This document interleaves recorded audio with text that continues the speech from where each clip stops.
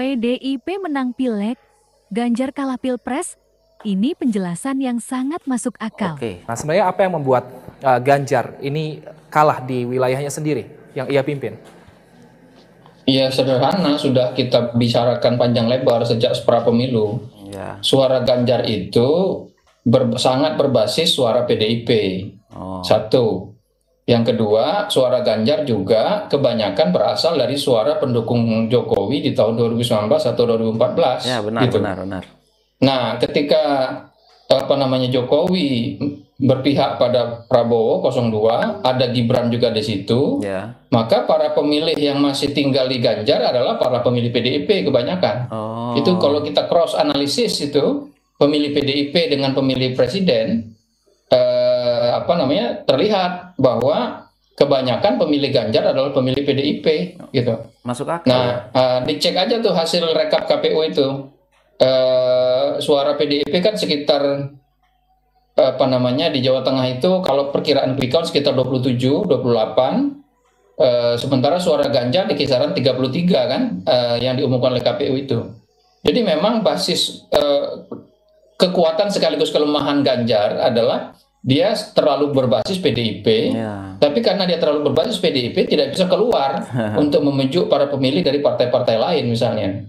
Nah, ketika Jokowi yang pemilihnya ada dua jenis, pemilihnya itu adalah para pemilih PDIP plus para pemilih non PDIP. Ketika Jokowi berpindah tempat, maka yang pemilih non PDIP itu pergi, termasuk di Jawa Tengah gitu. Jadi sederhana sih menurut saya untuk memahaminya, karena sebagian pendukung Ganjar itu adalah para pendukung PDIP dan mereka masih ikut presiden saat ini. Ketika Jokowi berpindah mengendorse calon, apalagi ada anaknya Pak Jokowi di situ di 02, tentu saja itu sangat berpengaruh begitu. Ya, baik. Hai, assalamualaikum warahmatullahi wabarakatuh. Apa kabar pada kalian semua? Saya harap kalian semua sehat-sehat selalu, murah rezeki, panjang umur, dan dijauhkan dari segala mara bahaya. Amin amin ya robbal alamin.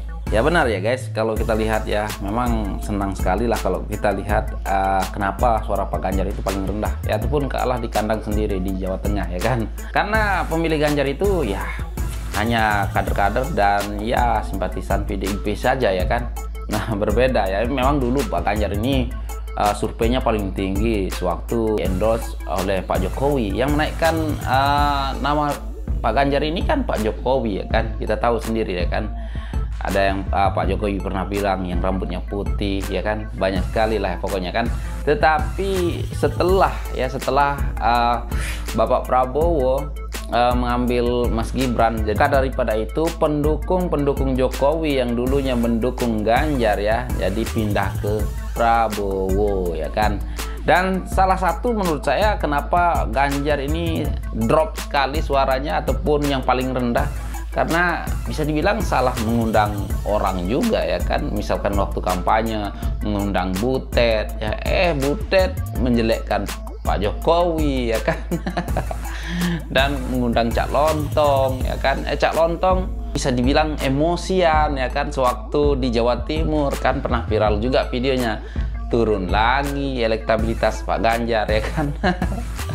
Dan banyak lagi yang bisa dibilang selalu menyerang Pak Jokowi juga ya. Kalau nggak salah yaitu siapa namanya, abangnya daripada Bu Megawati yang menyerang Pak Jokowi juga. Itu yang membuat suara Pak Ganjar itu anjlok ya, paling rendah ya. Ya sebelum Mas Gibran masuk ke Pak Prabowo, Pak Ganjar ini selalu memuji Pak Jokowi dan ingin melanjutkan program Pak Jokowi. Nah, waktu itu ketika kita lihat di dalam survei, Pak Ganjar masih mengungguli ya kan. Nah, tetapi sayang sekali menurut saya teknik ataupun cara Pak Ganjar tidak konsisten. Coba walaupun ya kan, kalau menurut saya kan, walaupun Mas Gibran masuk di tempatnya Pak Prabowo, kalau boleh Mas Ganjar dulu jangan serang Pak Jokowi, tetap aja konsisten ya kita akan lanjutkan ya, biar saja misalkan Bapak Prabowo mau melanjutkan programnya Pak Jokowi ya, mungkin saya lebih Pak Jokowi gitu ya kan, ataupun saya lebih bisa ya, saya akan melanjutkan programnya Pak Jokowi semuanya ya kan. Mungkin Pak Ganjar suaranya akan terus meningkat ya kan, kalau Pak Ganjar tetap menyuarakan konsisten mendukung programnya Pak Jokowi, tetapi jangan menyerang lah maksud saya ya kan. Ya walaupun anaknya Pak Jokowi, ya ayo kita fight, kita bertarung ya, walaupun kau anaknya Pak Jokowi ya, tetapi yang penting saya tetap masih bersama Pak Jokowi, ingin melanjutkan programnya Pak Jokowi. Dan ya tim sesnya Pak Ganjar ya juga harus bicara tentang itu ya, ataupun bisa dibilang harus berstatement di setiap kampanye, tetap berbicara seperti itu, mendukung Pak Jokowi ataupun meneruskan programnya Pak Jokowi.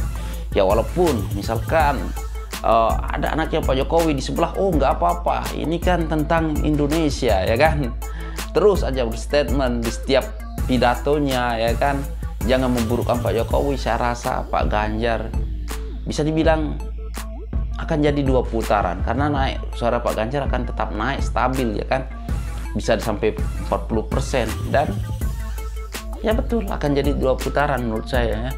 Tapi salah teknik lah menurut saya, salah teknik.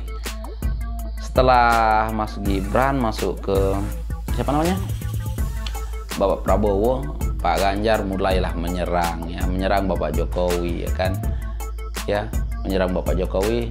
Akhirnya pendukung-pendukung Pak Jokowi kecewa ya kan, yang dulu mungkin berniat ingin mendukung Pak Ganjar kecewa dan pindah ke Prabowo Gibran. Jangan jauh-jauh lah, contohnya aku lah ya guys, contohnya aku lah sendiri ya guys. Dulu memang waktu itu memang ya saya masih condong ke Pak Ganjar, saya mau lihat dulu lah antara Prabowo dan Ganjar, saya masih melihat ya kan. Tapi kalau saya lihat Ganjar dulu lah, masih condong ke Ganjar. Lama-lama aduh, saya pindah lah, dah fix lah ini, saya akan berada di Prabowo Gibran, karena cuma Pak Prabowo Gibran yang tidak bisa dibilang tidak menjelekkan lawan-lawan 01 ataupun 03 ya kan. Dia tidak menjelekkan, tidak menyerang, difitnah, selalu diserang. 02 ini kita lihat selalu diserang, tapi 02 ini tidak melawan ataupun tidak menyerang balik. Itu yang bikin saya ternyuh, dan wow, saya udah bulat niatkan hati ingin memilih Prabowo Gibran, dan alhamdulillah pilihan saya tidak salah.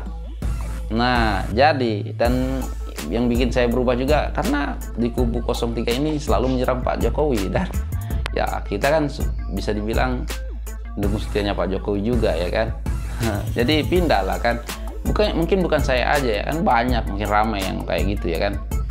Saya yakin banyak, ramai, karena kalau Pak Ganjar konsisten dengan cara berkampanyenya dari awal, saya yakin Pilpres ini terjadi 2 putaran, malah 1 putaran juga. Karena nanti di situ kalau Pak Ganjar terus memuji ataupun ingin meneruskan programnya Pak Jokowi, meskipun ada Mas Gibran di sana, yang nanti rakyat yang pemilih Jokowi ini jadi confused ya, ataupun tidak tahu memilih siapa, masih di tengah-tengah, dan akan terpecah 2 lah menurut saya ya.